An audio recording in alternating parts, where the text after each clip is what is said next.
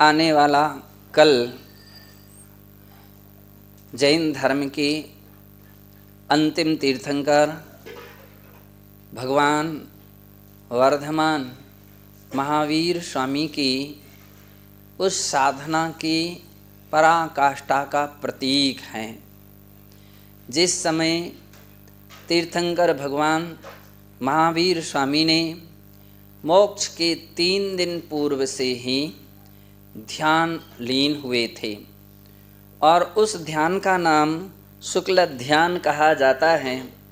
और शुक्ल ध्यान में सूक्ष्म क्रिया प्रतिपाती नाम का एक ऐसा शुक्ल ध्यान है कि जिसके द्वारा वे अघातीय कर्मों की भी प्रकृतियों का क्षय करना प्रारंभ कर देते हैं, अर्थात पुण्य प्रकृतियों को भी क्षय करना प्रारंभ करते हैं, जिससे उनकी दिव्य देशना उस समय से बंद हो जाती है, समोसरण विघटित होने लगता है।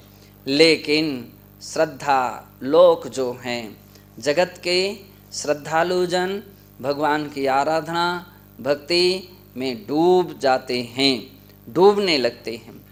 उसी त्रयोदशी का नाम ध्यान त्रयोदशी है। ध्यान त्रयोदशी लोग समोसरण विघटित हुआ तो रत्न वगैरह सब बिखरे, लोगों ने उठाना शुरू किया। कतिपय लोग ऐसे भी रहे वे भगवान को भी भूल गए, ध्यान भी भूल गए, धन उनको याद रह गया और धनतेरस शुरू हो गया। जबकि सही शब्द है ध्यान त्रयोदशी। हम सब ध्यान त्रयोदशी के रूप में कल से ही भगवान महावीर स्वामी के विशेष रूप से पूजा अर्चना प्रारंभ कर देते हैं। घर गृहस्थी जन घर में दीपक जलाना भी कल से प्रारंभ कर देते हैं।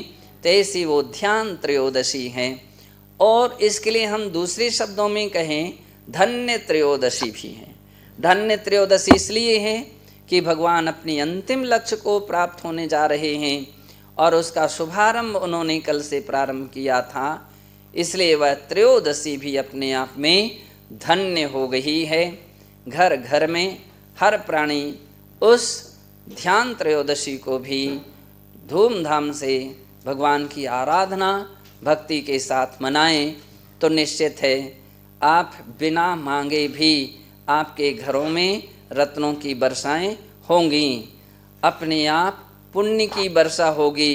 और जहाँ पुण्य बरसेगा वहाँ धन दौलत सब कुछ बरस सकता है और लक्ष्मी प्रसन्न हो सकती हैं। ज्ञान लक्ष्मी और मोक्ष लक्ष्मी भी प्रसन्न हो सकती हैं। सही मायने में यदि हम भगवान के बताए हुए पथ पर चलें तो सब कुछ प्राप्त हो सकता है।